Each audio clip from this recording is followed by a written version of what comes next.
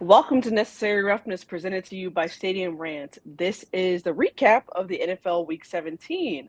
I'm your host, the one and only Meg Hall. I've got John with me, Chris is with me, producer Chris, and Nick is actually with his family tonight. So, Nick, hopefully you're watching this, and you'll enjoy the show tonight.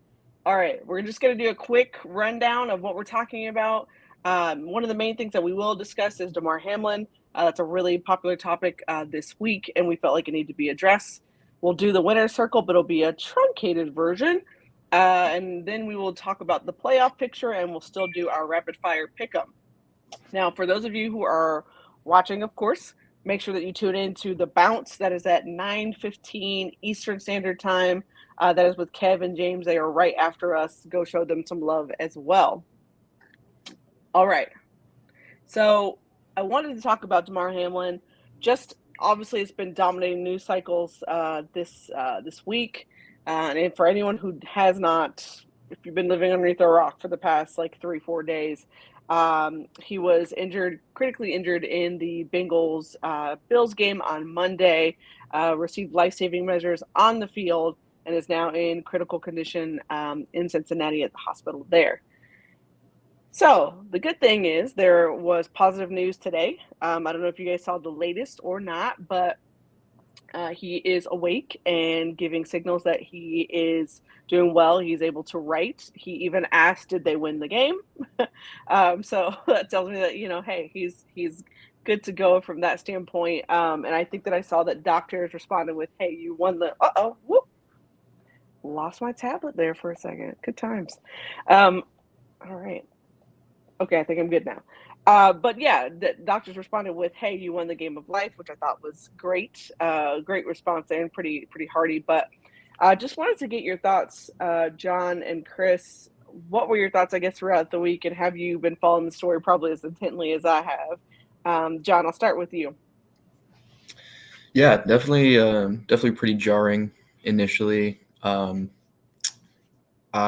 was really taken aback, just obviously that the whole whirlwind of the initial process, and then it was a really emotional night as well. I think for a lot of people who love football, who root for each and every one of these players, because we understand what it takes to get where they are, um, and all the sacrifices they've made to get there, and how proud each and every one of their families are, everything like that, and you saw all of it, kind of all at once.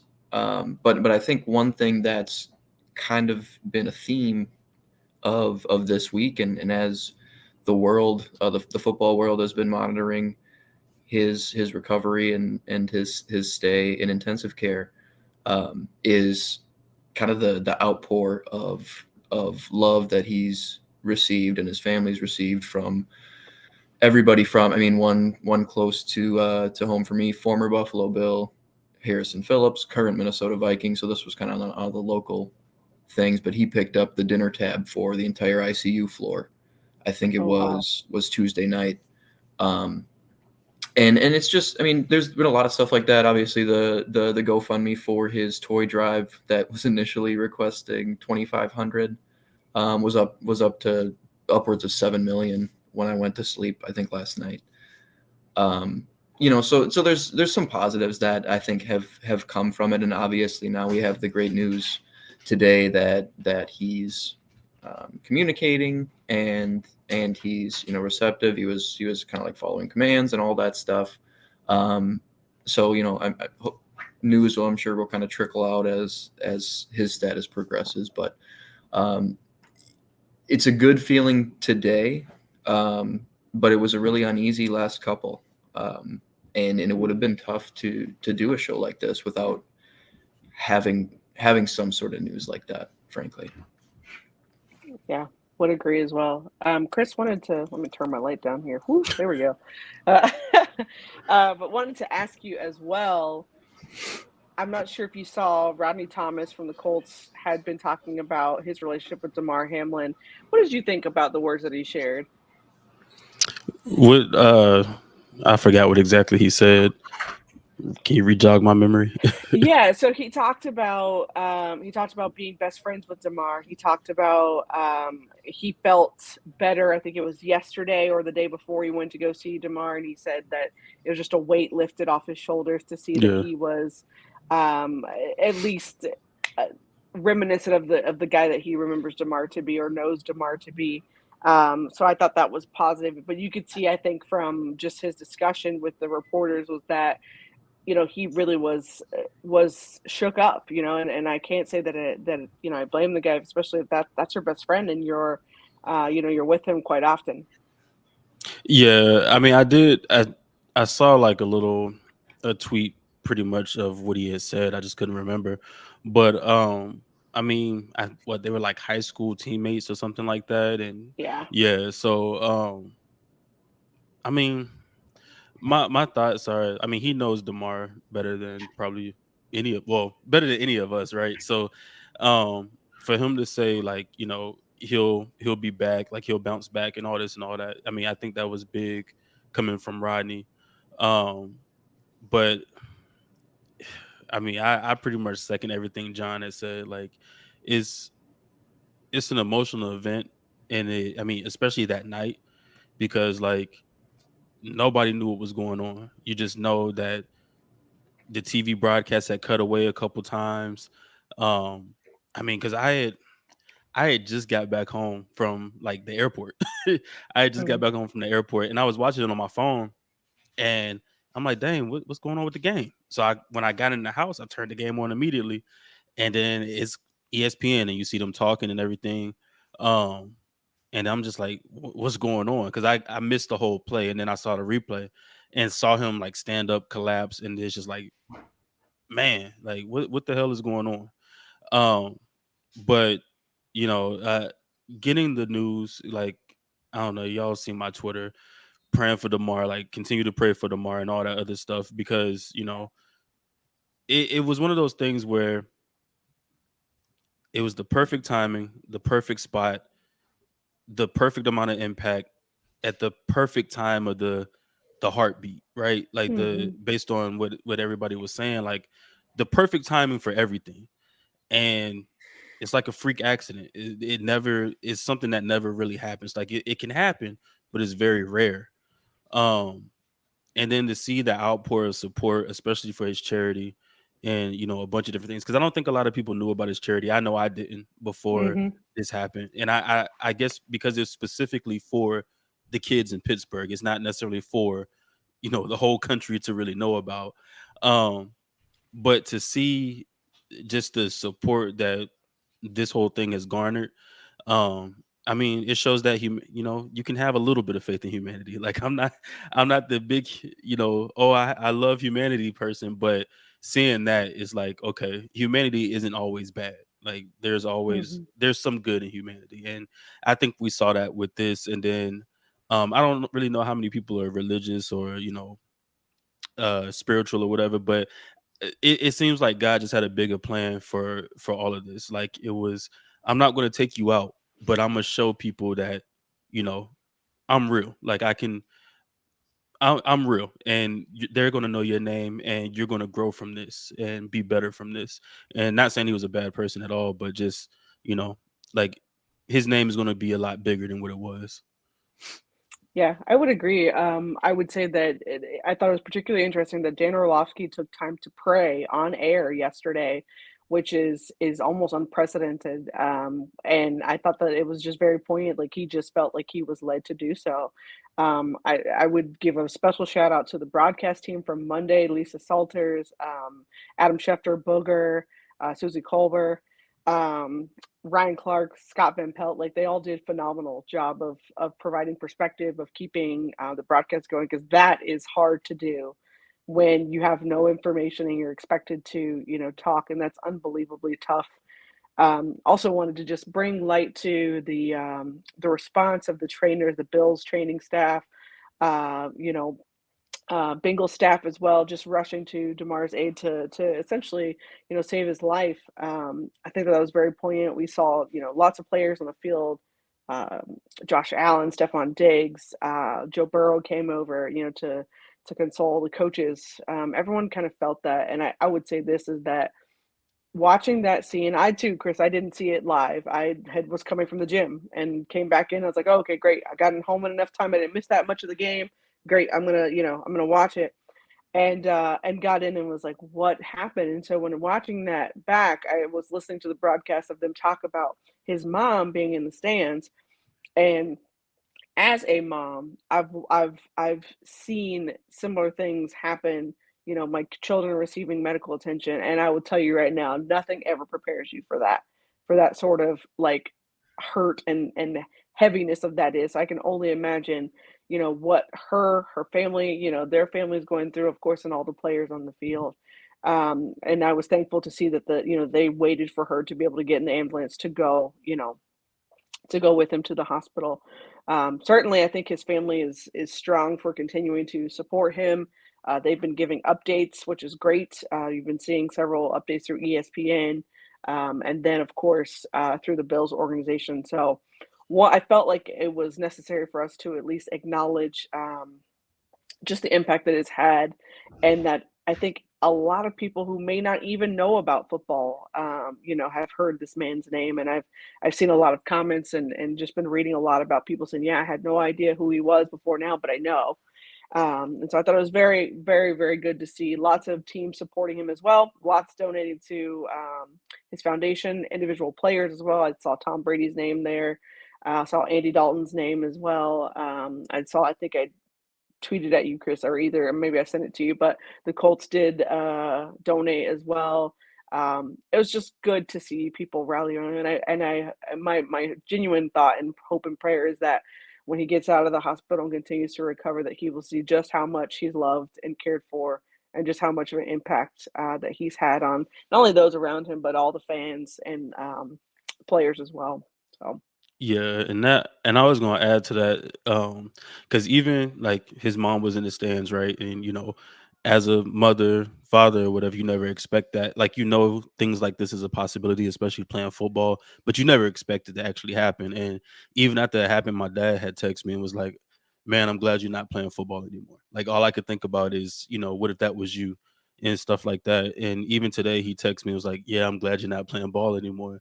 And I was like, call me crazy, but I kind of wish I could still play. Like I really do.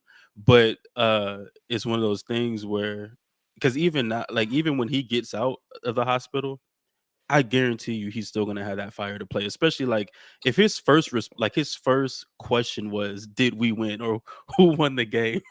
Like that's how but and at the same time I'm grateful for that, because at the same time that shows that he still has his brain function, he still Hmm. remembers things, and I think that's huge as well, that after everything that has transpired, that he's still able to remember, okay, we had a game on Monday and who won. I need to know who won.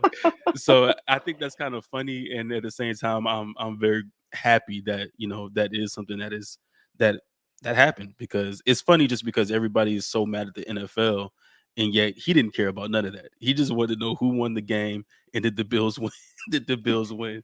So that is funny, but it's also dope that he was able to keep his brain function and everything after everything that happened. Yeah, I think I read today the phrase that they used was neurologically intact. So, which is great to see, squeezing hands, and although he's not able to speak, he's writing and asking questions, which is great. One last thing, and then we'll press forward. T. Higgins deserves all of our thoughts as well. I've been reading several reports about him just being, beside himself, and I think Josh Allen spoke to it today in the press conference they had. It on so many fronts, not his fault at all, and anyone blaming him shouldn't be. Again, this is almost I don't know what the odds are, but I know they're probably very, very high for something like this, to not happen or things like that. And I think that it is a routine tackle. It's something that you do weekly, daily, things like that. This is just a situation where it happened. So I feel like T needs all of our support, all of our love and thoughts as well, because I know that that has a profound impact on him being directly involved. Mhm. So, all right. John, anything else you wanted to add? Yeah, I mean, not a dirty collision by any stretch, Hmm. and anything directed at T. Higgins as far as whatever anger people feel over that having occurred is completely misplaced. Yeah. And obviously that's a small percentage of people, um, but it's a lot of people still that have had those kind of targeted messages towards T. Higgins, and again, it's completely misplaced. So he like you said deserves kind of that outpour from the football community as well to assure him that the majority of people aren't trying to blame him or make him feel any worse about this situation that Hmm. I'm sure he already does as another football player, and as another young man. They're close to the same age as well. T. Higgins 24, 25, if that. Um, Mm-hmm. and Damar's 24. So I can't imagine he was having an easy time dealing with this before any of that. Um, so yeah, it's pretty disgusting to hear about, but hopefully he's able to shrug that stuff off and correctly kind of categorize it as bullshit he doesn't need to pay attention to. Yeah, that's the same thing. That's the same way I feel like it's a routine play that happens in every game. It's a Mm-hmm. routine tackle. Everything about that was routine. It happens all the time, and so people got to remember to pray for T. Higgins, as well as Damar Hamlin. Like, you want to pray for both of them because, like you said, John, T is probably going through it himself because it's like, dang, like this happened because of me, and then you have people trying to blame you, for being or saying you're dirty or this, that, and the third, and Mm-hmm. it's not that. Like, it wasn't that at all. He just made Mm-hmm. a routine play. He lowered his shoulder, trying to get the extra yardage, and that's what happened. It was something very unfortunate, and so prayers up for both of them, T. Higgins and Damar Hamlin, and that Damar continues to get through this. Yeah, absolutely. Absolutely. All right. So let's talk about the winner's circle. So there was really, I mean, there was about three games that we picked out from this week that we thought were worth talking. John, would you like to talk about your game first? Yeah, we could do bad news first. I'm a bad news first guy. You know, I was a little shocked. I'm not gonna lie, a little shocked at what happened. I want to, I guess, pick your brain a little bit. Like, how does something like this happen for the Vikings down the stretch? They've been playing really good football as of late. Mm-hmm. What did you see from this game that said, "Hey, these are the things that we didn't execute on today"? So something that's been at the forefront of the kind of fallout of this game, just between like Vikings and Packers fans, has been like the field conditions Mm-hmm. at Lambeau. It's gotten a little overblown, but there were a pretty egregious amount of slips and falls from Vikings players, and uncharacteristic ones. I mean, Jefferson slipping out of breaks. That was one of the Kirk Cousins interceptions, was just Jefferson falling down when Kirk was targeting him. Um, another one got batted, but that's one thing that's gotten a little overblown. There was some talk leading up to this game about getting seven studded cleats as opposed to the more standard six studs, and I guess Hmm. that's something that Packers players have understood, and that's something they do. Some players did, some players didn't. Apparently, it wasn't required.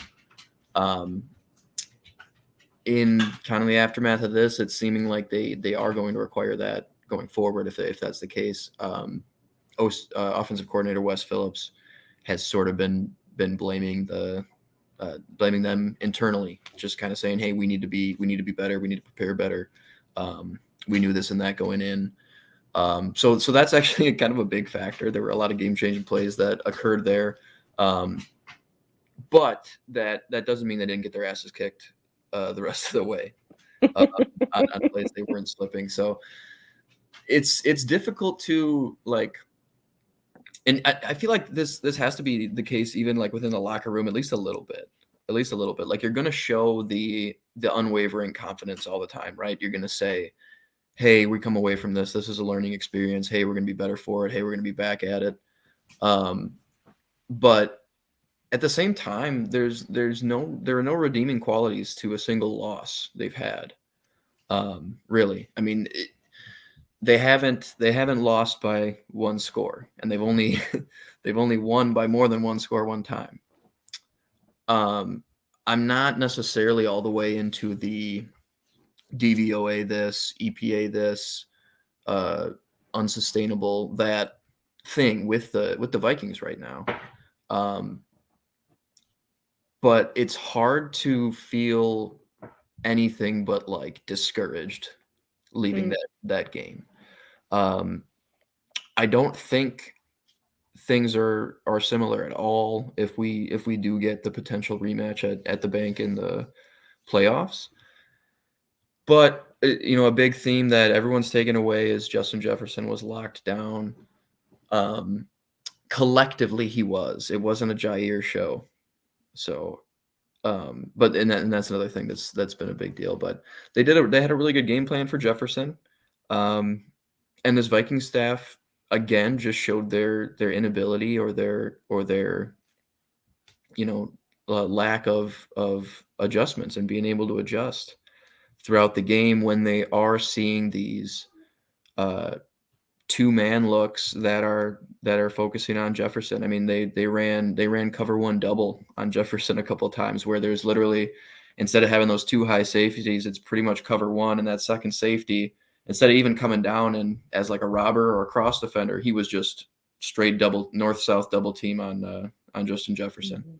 And the Vikings weren't able to really react to that and pivot off of that. A lot of targets to KJ Osborne, a lot of targets to TJ Hawkinson, but they were very intermediate, and they were always once he got off of that Jefferson read, and it was tough. It was tough to figure it out. When Kirk and Justin Jefferson have a connection, when Jefferson's at his best, this offense looks top tier. But when he's not, it doesn't seem like they have answers. They have the talent, but from like a play calling perspective, they don't seem to have a real knack for like game planning around Justin Jefferson being taken out of the game. I grew up seeing Randy Moss decoy games all my life. What's Randy Moss doing? He's a decoy this game. But they're not really able to lean into that with Jefferson. Hey, we know we're taking two defenders out of the play with Justin Jefferson on this play. Let's run some man beaters to the trip side. Isolate Jefferson, run some man beaters. Like, it's a lot of these long developing routes that just aren't really working. It's just really frustrating to see, because you gotta be ready for it. That's what teams are going to sell out to do.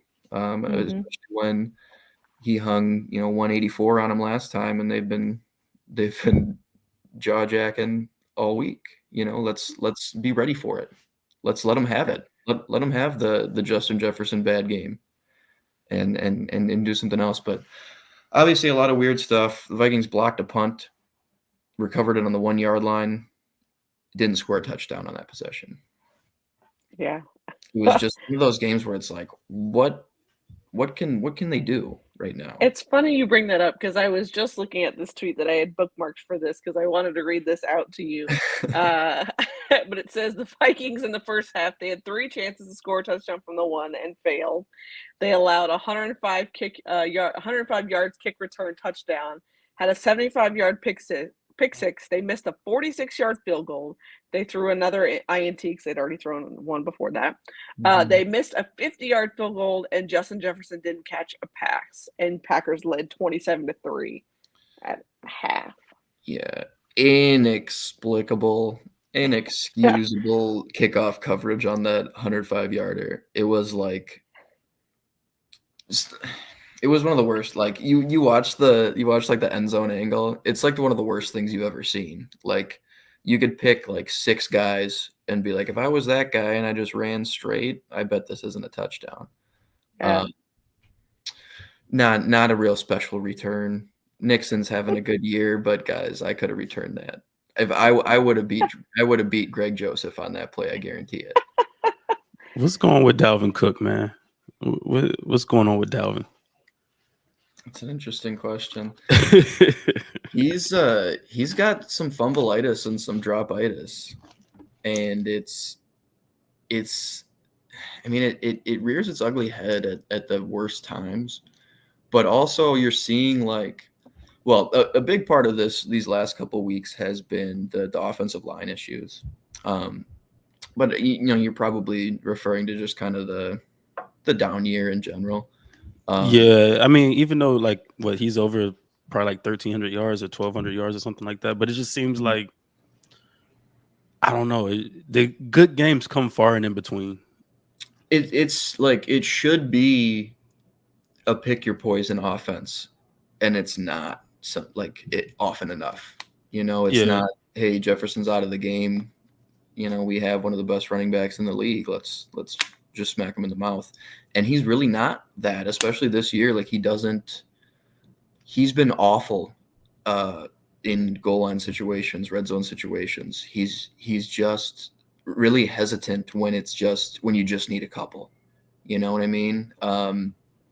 It's just, and it's been a little disappointing. Like I think he's still there. A step back, a little bit of regression for a guy like him is still, probably a top 10, 12 running back.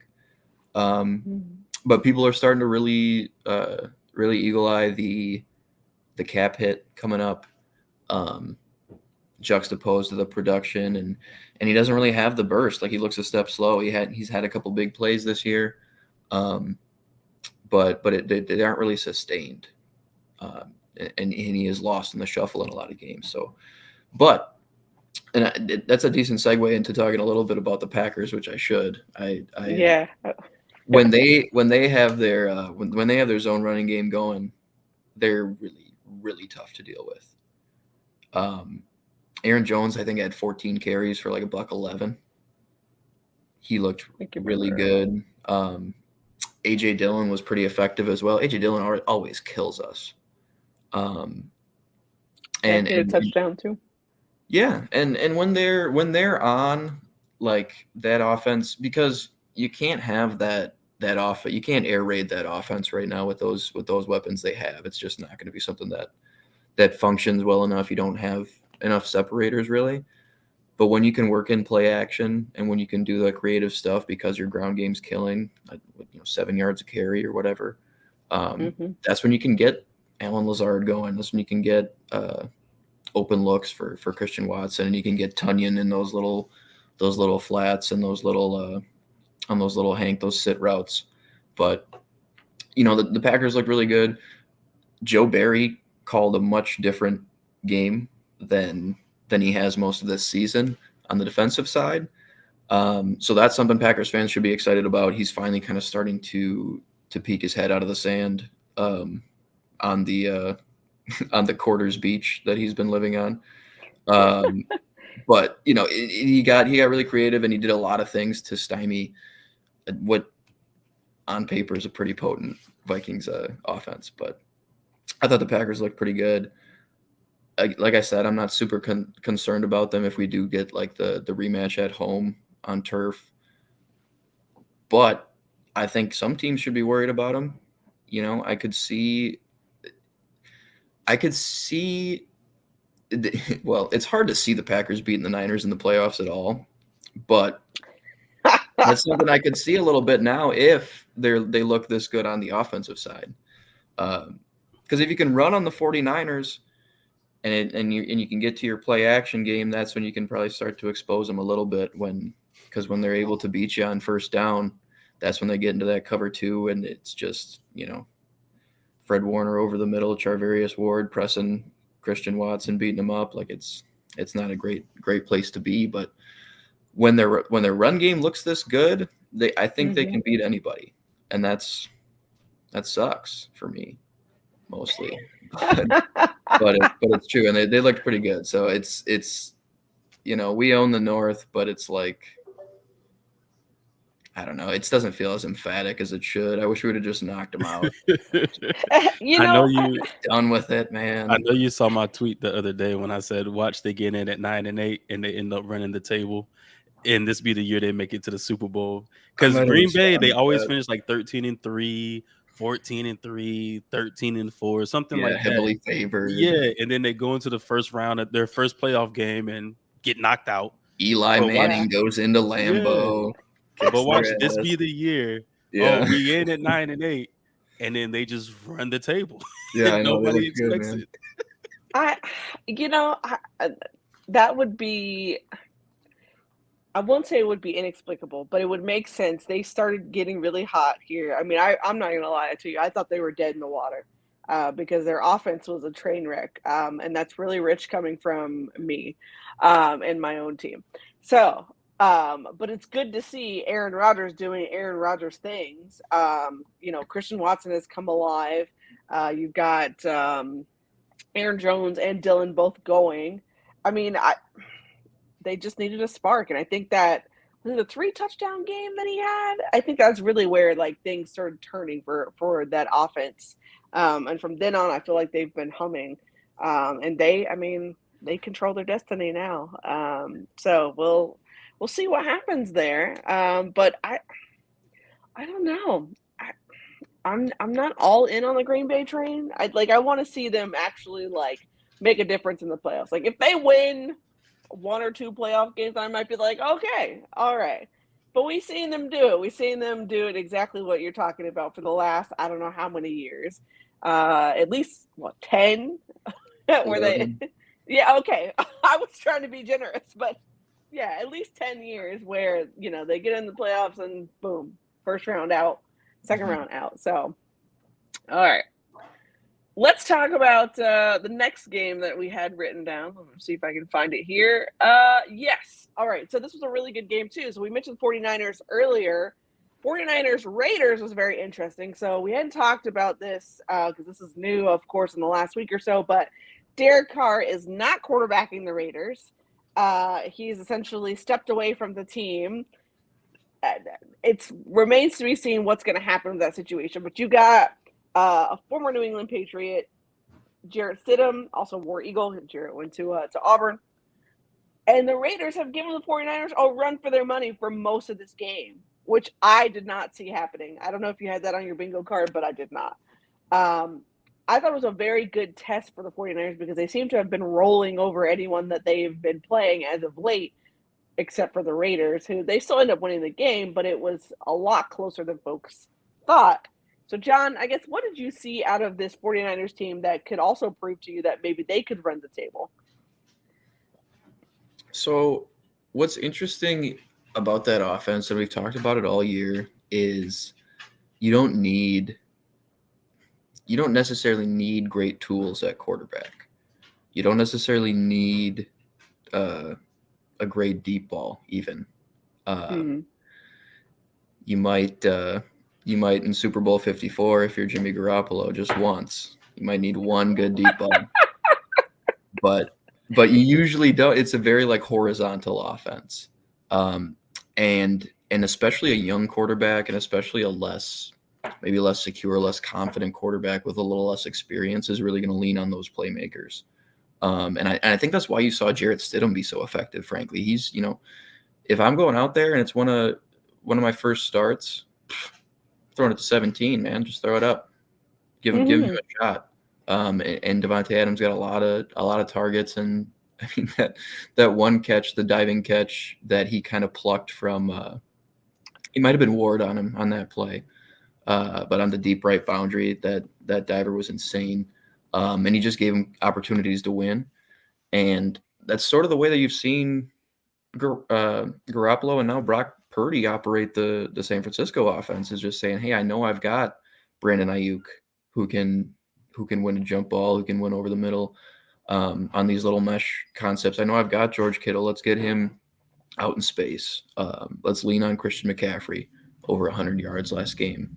So I think that sort of really playing within the way the offense functions is the best way to operate that San Francisco offense. So I don't think you're losing anything other than just that kind of playoff hardened mentality that you might get from a Jimmy Garoppolo. But functionally, in that offense, the nuts and bolts are going to be the same either way. It's, let's get fill in the blank in space and let them go.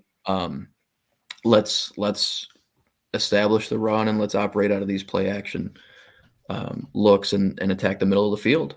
And that's what you're going to do. And Shanahan's going to put whomever in a great position to do those things. So that's why I'm so confident in this team is the coaching staff. I think Kyle Shanahan might be the best coach there is.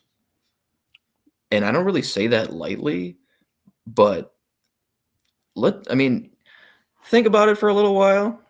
I'm thinking. And think about who you would rather have as an offensive play caller than Kyle Shanahan. And you look at the staff he's put together. And when you're a coach, when you're a head coach, you're kind of the coach manager as well.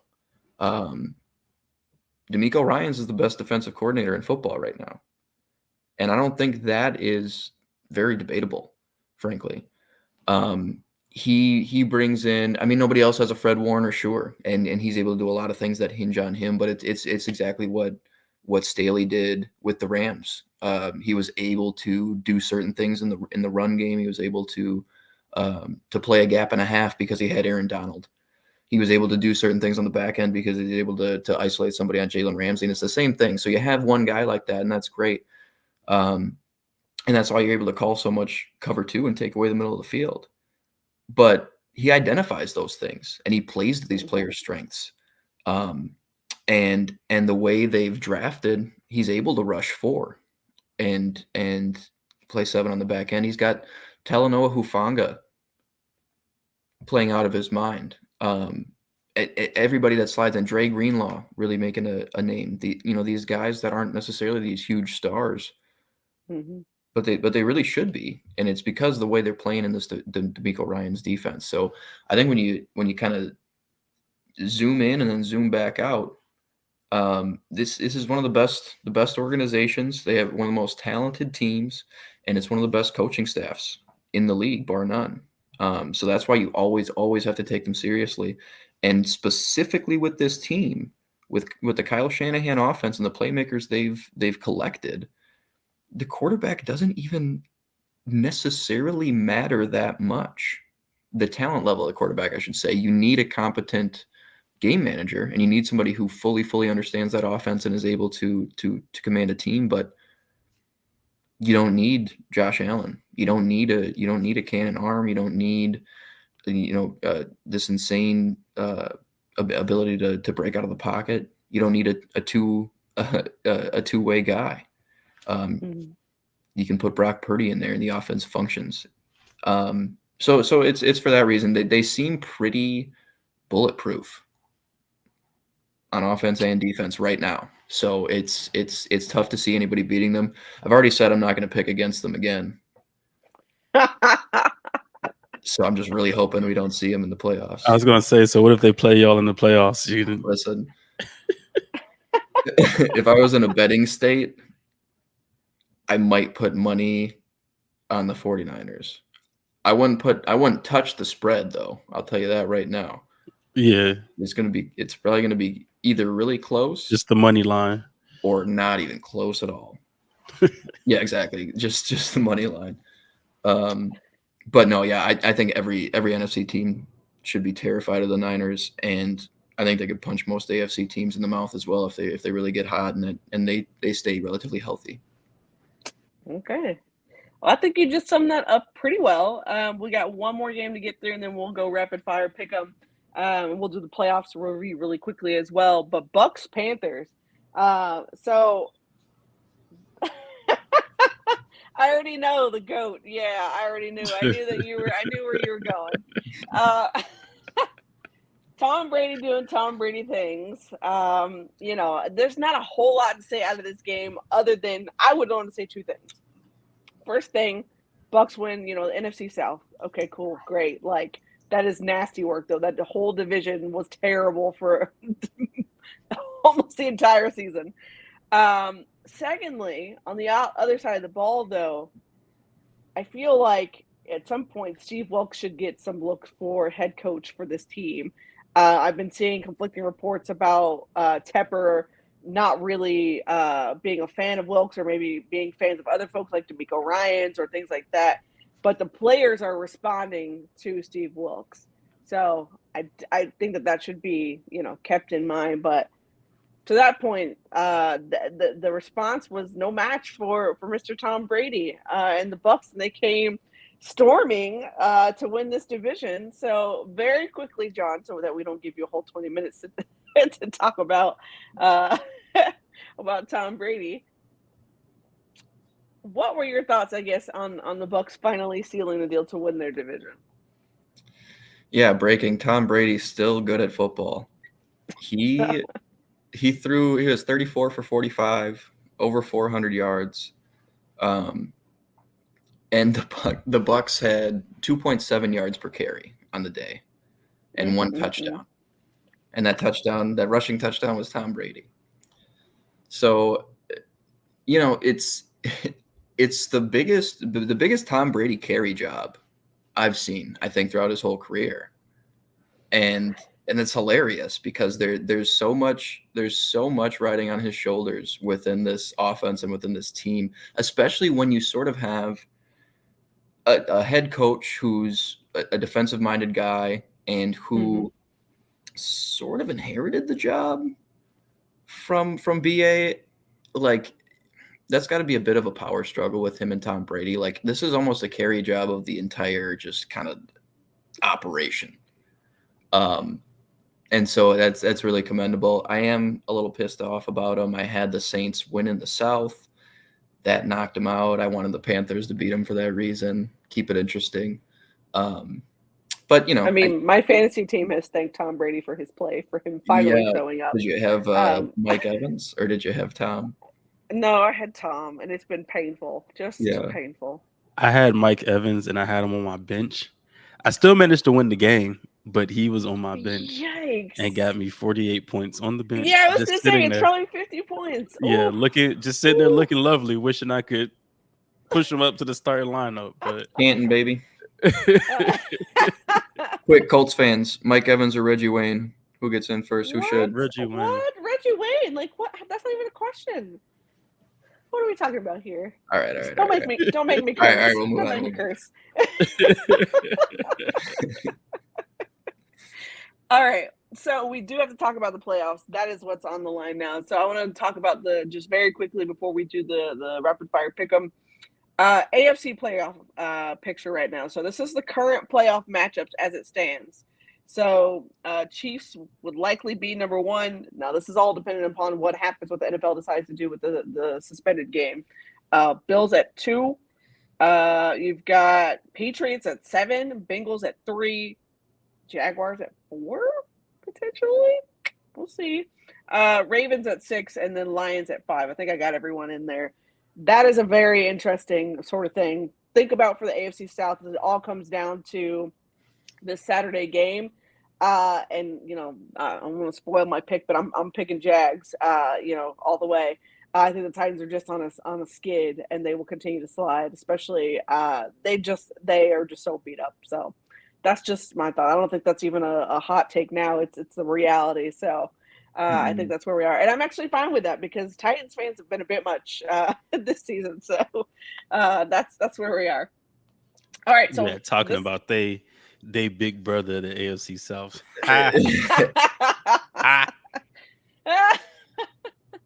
All right. So, still in the hunt, though. The Dolphins at 8-8. The Steelers, they beat the Ravens. They're still in the hunt. And the Titans are technically not out of it. There is a scenario, I think, that I read where both the Jags and the Titans could potentially make it. But some things to keep in mind. A Patriots win would eliminate the Dolphins and the Steelers, and a Miami win would eliminate the Steelers. It says the Titans, of course. Oh, well, I take it back now. The Titans can only get in by beating the Jaguars to claim the AFC South title. So I think their chances of getting in otherwise are done. And then these are the list of eliminated folks. So the Jets, the Browns, the Raiders, the Colts, we already know that. Broncos and the Texans are all out. This has nothing to do with the playoff race, but I would just continue to hope for the Colts to continue sliding up to the top of the draft. Thank you very much. We So appreciate I you. think the only way the Titans and the Jags could both get in is if the Titans beat the Jaguars, but the Dolphins and Pittsburgh lose, and maybe the Patriots lose as well. I think that's the only way the Titans and the Jags can both get in. Yeah, they just have to depend on everybody to lose. Well, the Jags specifically got to depend on everybody to lose. Yeah, if you need that kind of help, you don't even deserve to be here. All right, let's talk about the NFC. So Eagles are at 1, Niners at 2, Vikings at 3, Tampa Bay at 4, Dallas Cowboys at 5, Giants at 6. That's the top right now.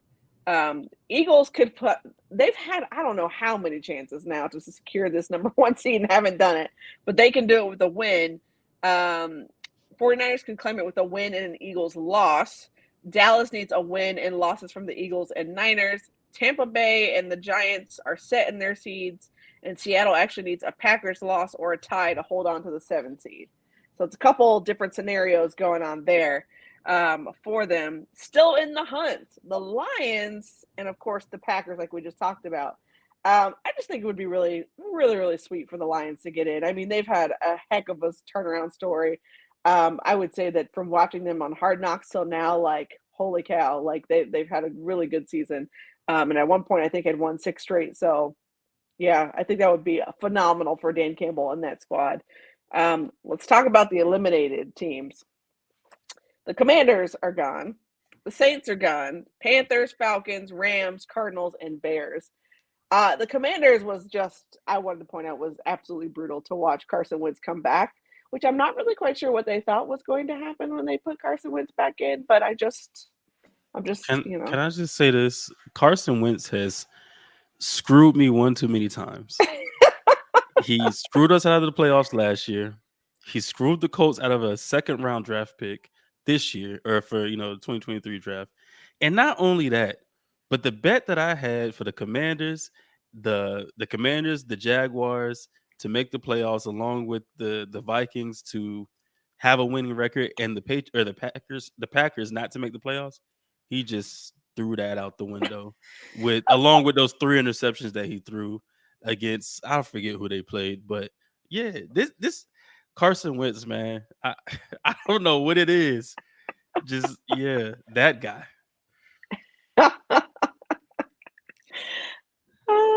They couldn't beat the Giants either time with a bye week in between. And then they couldn't beat the Browns. And if they win 2 of those 3, they're right where the Giants are right now. That's right. Mm-hmm. That's who it was. The Browns. The Browns. Yeah. Mm-hmm. Yeah. Good job, Carson Wentz. Good job. Once you strike again. This time just for a different team. So there's a comment, I think you'd brought it up from Josh. Yes, Josh said, I predicted a 9-8 Lions at the start of the season. Listen, that was a little bold for me. I wasn't quite sure that they were going to win maybe 4 or 5 games. But hey, I predicted them to make the playoffs this year. I can't. You just predicted everything, huh? No, last. He's like LeBron. I have the tweet. Chris is like, I got the receipts. I got the receipts. I have the tweet. I said Dan Campbell will have the Lions in the playoffs next year. So I'm hoping they make it, so I can say I was right. I can't see the Lions beating the Packers in a win and in situation. I don't know if the hierarchy of the NFC North is just so ingrained in my head that I can't picture it.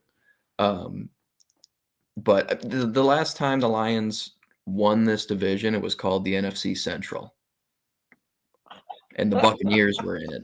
Yeah, that's a long time ago. Are they playing at Lambeau?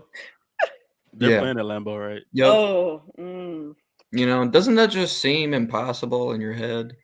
I mean, it doesn't seem impossible, but we do know the tendencies of the Packers the last 11 years. I mean, it doesn't seem impossible, but I would say that in that scenario, like a win and in, yeah, give me the Packers at home. Winning in at Lambeau in January against Yeah. the Lions.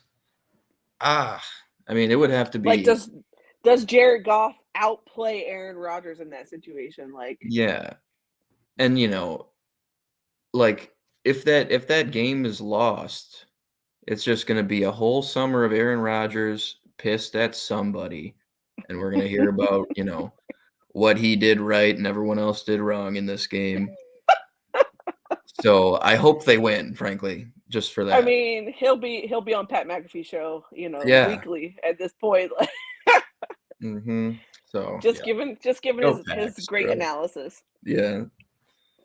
All right, so the last couple minutes, let's go through rapid fire pick'em. So, this, for those of you that are watching, this is our rapid fire pick'em of the week's games. We try to do these hot take style off the top of the head.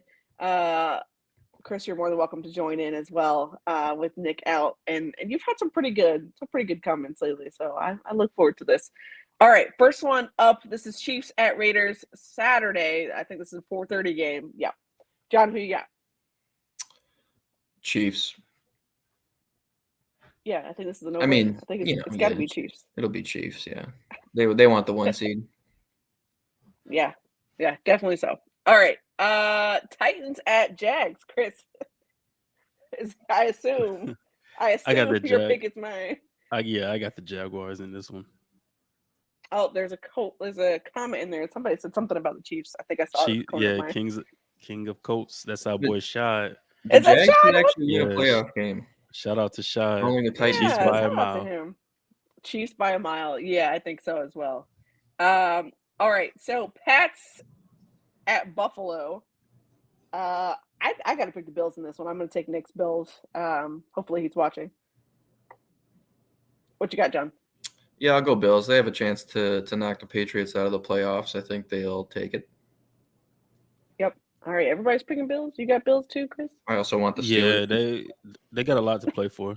I think they're going to be playing with a lot of emotion. So yeah, this is an easy one. Have you seen his comments are like Chiefs by a mile, Jags by a country mile, Buffalo by a city mile. Thank you, Sean. We appreciate you. I agree. All right, next one is Bucks at Falcons. This is a 1:00 game as well. John, who you got?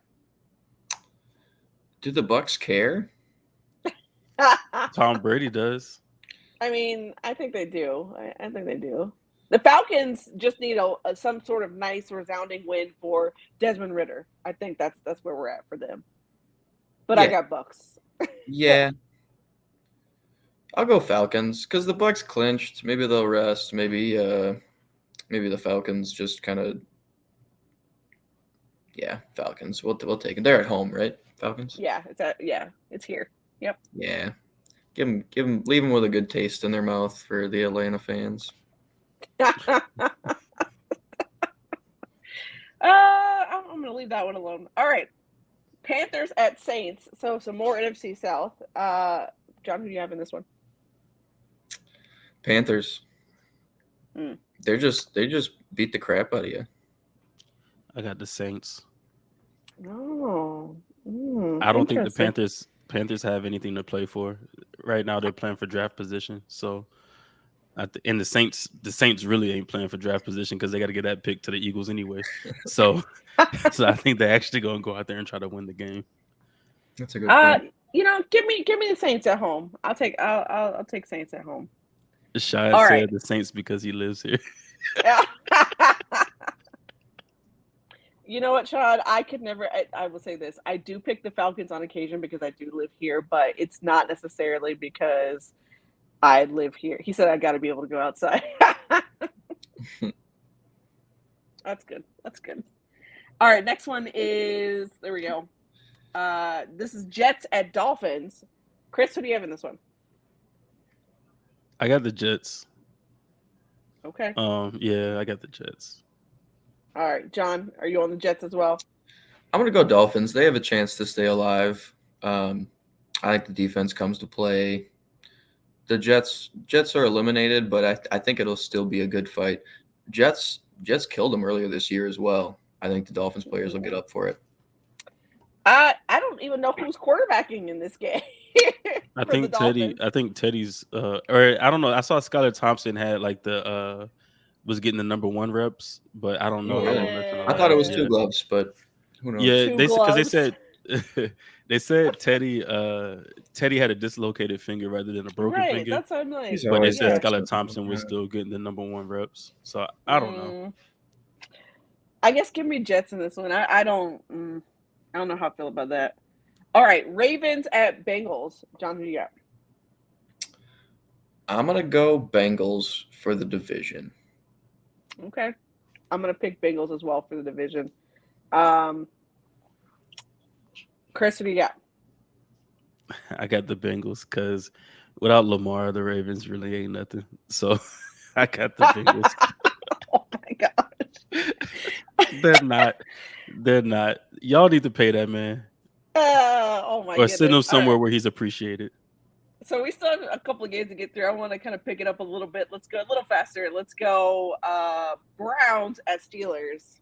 Give me the Steelers. Like Kenny Pickett, like has been playing well, and it sounds so strange to say that. Like I almost feel gross saying that. But give me the Steelers. John, who you got? Mike Tomlin, yet another winning season. What did he tell that person? Don't disturb him. He's like, I'm Yeah. trying to work. Yeah, lifetime extension. Lifetime Steelers. extension. I got the Browns. That is nasty work from you. That is gross. I got the Browns. They're that is playing gross. they're playing spoiler. All right. Vikings at Bears. John, I know you're picking Vikings. Chris, who do you got? the Vikings by a million. Like Justin Fields isn't playing. Yeah, this is over. Listen, if Nathan Peterman upsets the Vikings, John, we might have to have just a special segment just for you, like an entire segment just for you to rant the entire show. You guys don't realize how much less surprised I'm gonna be than all of you guys when Nathan Peterman has the game of his goddamn life against the Vikings defense. It'll be, they'll probably lose, but it's gonna be like a better Nathan Peterman game. Like I think his career high is like 189 yards or something like that. He's gonna smash it. He's gonna smash it. He's gonna get like 300, 280 for no reason. Oh my gosh. It says Bears getting the number 1 seed. All right, so we have 3 minutes left, so now we definitely got to go rapid fire. So, all right, Texans at Colts. I'm picking the Texans. I don't even want my Colts. I assume you're picking the Texans as well, Chris. John, who you got? Yep. Yeah, give me Texans. Yep. All right, Rams at Seahawks. I'm gonna give me Seattle at home. I don't know if they play after, because they're eliminated with the Packers win. I think so. But they're in with the Detroit win.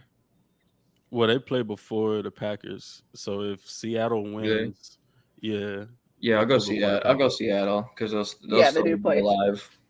Yep. All right, Cowboys at Commanders. I've got Cowboys in this one. Cowboys. All right, already across. Dead in the water. Cardinals at 49ers. I think we all would pick the 49ers there. I think just based on what I know of you guys. Giants and Eagles. I'm picking the Eagles to finally get this number 1 seed. And Jalen Hurts should be back. So Eagles on everybody? No, I'm pushing an agenda. I got the Giants. Is Hurts pushing going to play? Pushing an agenda. I think he's supposed to. That's what I heard. Yeah, he's supposed to be playing. All right. But I have a nasty agenda, so I'm going the Giants. Nasty agenda. I'll go Eagles. Yeah. All right. Last 2. Chargers at Broncos and Lions at Packers. Seems like a game the Chargers would funnily lose, but they're already in. But I'll go Chargers still. I've got Chargers as well. Chris, who do you have? I got Chargers. Okay. Yep. And then Lions at Green Bay. I've got Green Bay at home. I think we just talked about this one. Green Bay at home. Yeah. Lions. Whoa, okay. I told you I need the Lions to make the playoffs. I gotta push it. I gotta I push forgot. agendas, Meg. I gotta push agendas. I forgot. Listen, this is just such nasty work from I also you. have the Such Rams nasty work beating the from you. Seahawks because I need the Rams to win a game. Yeah, you know how it goes. Pushing agendas. This is nasty work from you. You gotta get Chris in nasty the work. front office. The propaganda would be Exactly. Like we have a listen, fan base what is do I looking call every him? direction. I called him Chris Bayless like a couple of weeks ago, and I was like, Yeah, but instead of I speak facts. Bayless doesn't speak any facts. He just says stupid stuff. I mean that is quite a take. All right, so that brings us to the end of our show. We were right at 1 hour, so we had a little bit of a shorter show tonight, just because we're on a time crunch because we have the bounce coming right after this. So at 9:15 p.m. Eastern time, right here on the Stadium Rant channel, we've got Kev and James with their basketball edition of this kind of show, this kind of run. Mm-hmm. All right, so for any other content from us, go to stadiumrant.com/NFL. You'll be able to click on any division. Of course, click on ours, AFC South. I write, Chris writes, John, of course, writes. Oh, that is gross. Peterman will have highlight plays against the Vikes. Your own dad. He's gonna. He knows. He watches them. He watches the game. All right. Well, as always, this is Necessary Roughness, where the comments the comments are always necessary. There may not be any roughness. There we go. I think I've got it now. That was really hard to do really fast. But thank you guys. We appreciate you. And we will see you next week on a regularly scheduled day of Tuesday. Thank you. Well, appreciate you.